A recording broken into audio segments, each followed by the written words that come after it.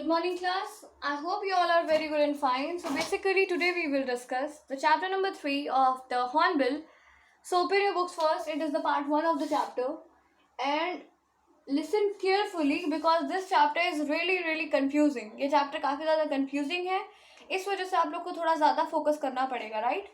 मैं आपको छोटे छोटे सेक्शंस में पढ़ाऊंगी, लेकिन मेन चीज़ क्या है कि आप लोगों को ध्यान देना पड़ेगा, राइट? सुनाओ.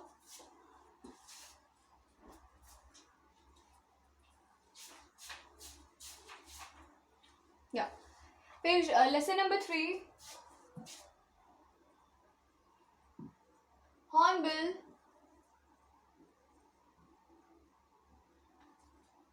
Discovering Tut.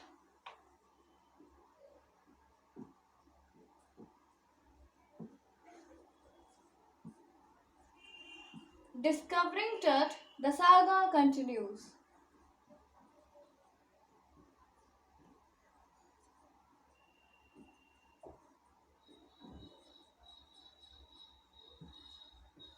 Now, it is written by A.R. Williams.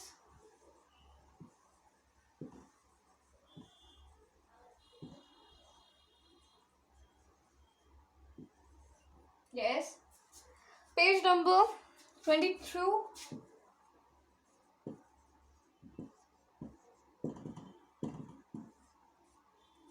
Open your books first.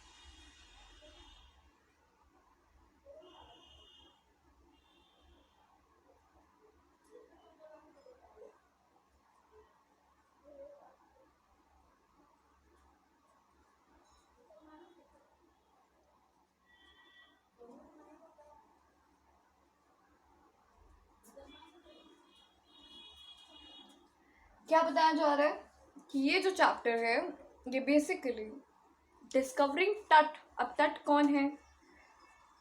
यहाँ पे क्या लिखा हुआ है? Notices these expression in the text infer their meaning with the context. The process of recreating the force of an individual, the valuable things in which the long was buried. कभी कभी कुछ ऐसी चीज़ें होती हैं जो बहुत टाइम से ज़मीन के अंदर दफन होती हैं और काफ़ी टाइम बाद जब हमें मिलती हैं तो वो इम्पॉर्टेंट हो जाती हैं ऑब्वियसली, क्योंकि जितनी भी हिस्टोरिकल चीज़ें हमें मिली हैं उसे म्यूजियम्स में रखा जाता है ताकि लोग पुरानी चीज़ों को देख सकें, चाहे वो पुराने बर्तन हो, पुराने साम्राज्य हो, उनका मॉडल हो या उनके राजा हो. हम लोग हिस्ट्री में ये सारी चीज़ें पढ़ते थे. तो यहाँ पर एक टॉपिक आया है कि forensic reconstruction, casket grave, resurrection, funerary treasures, और क्या है computer tomography, eerie details, circumvented, और यहाँ पे स्कडेड अक्रॉस.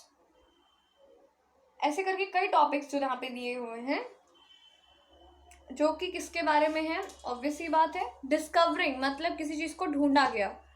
सो बेसिकली क्या है कि जब हमारे साइंटिस्ट जो फॉरेंसिक डिपार्टमेंट्स के होते हैं या जो हिस्टोरिकल चीज़ों को खोज करते हैं, जिससे कि आप मान लीजिए कोई स्पेसिमेन ढूंढा गया जो पहले के ज़माने में होता था, जस्ट लाइक डायनासोर.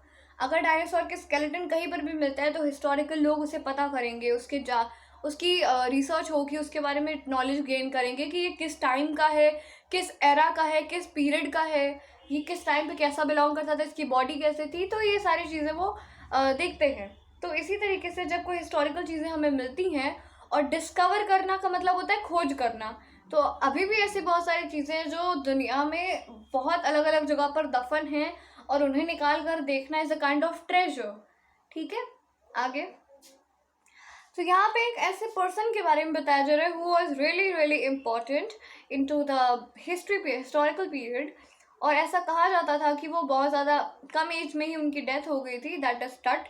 यहाँ पे कई सारे नाम आएंगे, तूतनखामेन और ऐसे कई डिफरेंट नेम्स आएंगे जो आप लोगों को पढ़ने में टफ लगेगा, but that is not tough at all. पर आपको क्या है, एक एक टॉपिक, एक एक वर्ड बहुत ही अच्छे तरीके से पढ़ना है, तो वो आपको इजीली समझ में आ जाएगा, राइट। ये चैप्टर थोड़ा सा बड़ा है, लेकिन थोड़ा सा कह सकते हैं कंफ्यूजिंग भी है, but it is quite interesting because कह सकते हैं कि इसमें आपको हिस्टोरिकल चीज़ों के बारे में पता लगेगा कि किस तरीके से उनकी फॉरेंसिक टेस्टिंग होती है, किस तरीके से उनको चेक किया जाता है। जो पहले के टाइम पे ममीज़ वगैरह को, जैसे आप लोगों ने ममीज़ का नाम सुना तो आप लोग के माइंड में इजिप्ट, पिरामिड ऑफ इजिप्ट का माइंड में आता है। सो बेसिकली हाँ, वहीं से स्टार्ट हुआ था, मिस्र की सभ्यता कहते हैं हिंदी में।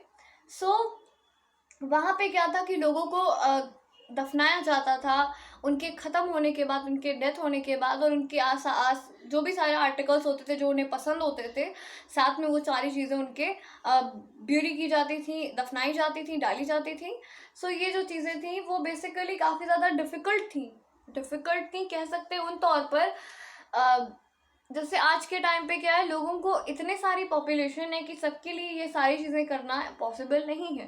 पर पहले के टाइम पे इतनी पॉपुलेशन नहीं थी, इस वजह से हर उस इम्पॉर्टेंट पर्सनालिटी को एक अच्छे से कास्केट में, जितना जो इम्पॉर्टेंट पर्सन है उसको इतना ही ब्यूटीफुल कास्केट मिलता है और उसको उतनी इम्पोर्टेंस दी जाती है ताकि वो उस कास्केट के अंदर एनरोल हो सके, right.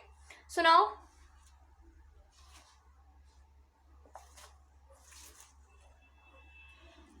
he was a teenager when he died, the last heir of a powerful family that had ruled Egypt and its empire of centuries. He was laden with gold and eventually forgotten. मतलब कभी कभी हमारी history में बहुत सारे ऐसे लोग हैं जिन्होंने बहुत मेहनत की, बहुत ब्रेवरी दिखाई और दुनिया से लड़े, अपने लोगों को बचाया।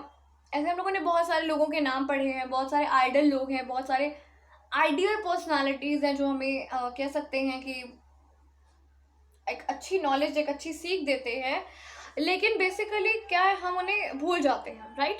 सो यही हुआ था इनके साथ कि यहाँ पर ये बताया जा रहा है कि he was just a teenager, वो बिल्कुल एक छोटा सा मतलब टीनेजर बॉय था। व्हेन ही डाइड मतलब उसकी बहुत कम एज में डेथ हो गई थी।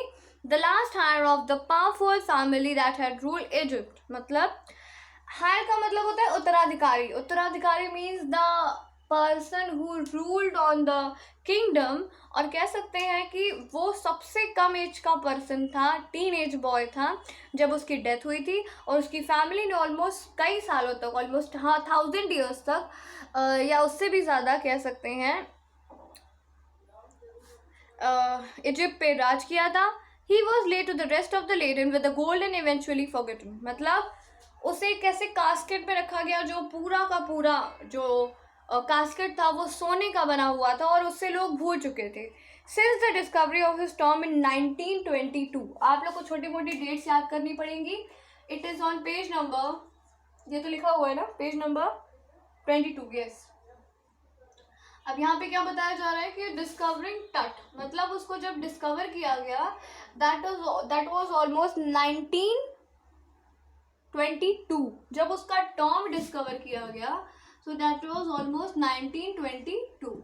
तो उसके टॉम को जब डिस्कवर किया गया, देखा गया, तो आगे क्या था, the modern world has speculated about what had happened to him. Obviously बात है, जब इतनी कम एज में किसी की डेथ हुई है तो पूरी दुनिया को ये जानने की इच्छा होगी कि उसकी डेथ हुई कैसे। सबको ये जानने की इच्छा होगी कि हुआ क्या उसके साथ, राइट। क्या ये उसको हुआ, उसका मर्डर किसी ने करवाया, हो सकता है पॉसिबिलिटी हो कि वो लास्ट हायर था, इस वजह से किसी ने उसको किल करवा दिया हो। And after that, now leaving his tomb for the first time in almost 80 years, Tut was undergone a CT scan that offers new clues about his life and death. जब उसकी बॉडी को CT स्कैन के under में रखा गया तो उसके body में कई सारे ऐसे रहस्यमय चीज़ें थी, मिस्टीरियस चीज़ें थी जो देखने को मिली कि उसके लाइफ और डेथ से काफ़ी ज़्यादा मतलब कंफ्यूजन रखती थी। The provide precise data for an accurate forensic reconstruction of the boy's pharaoh, मतलब कह सकते हैं कि जो इजिप्ट का रूलर था उसके बॉडी से बहुत सारे फॉरेंसिक चीज़ें पता चली, कि क्या थ्योरी थी। बिना एविडेंस के तो हम ऐसे कोई फॉर्म थ्योरी नहीं कर सकते कि उसके साथ क्या हुआ था, उसे किल किया गया था या उसे मारा गया था या उसका मर्डर करवाया गया था या वो खुद जेन्युइनली मर गया था। तो ये सारी चीज़ें इतनी इजीली हम नहीं कह सकते जब तक कोई फॉरेंसिक डिपार्टमेंट्स क्या करें, उसे चेक ना करें, right. So these were the things in which the Tutankhamun tomb was discovered in to the 1922। और उसके बाद बहुत सारे क्वेश्चंस उठे कि इसके पीछे की थ्योरी क्या है। हर एक लोग अपने अपने हिसाब से थॉट लगा रहे थे कि कहीं उसकी डेथ हुई होगी जनरली या कहीं उसे किल किया गया होगा। तो that will be discussed about the conclusion that how he was died, right? So now we will discuss the next segment to the next video. Thank you, class.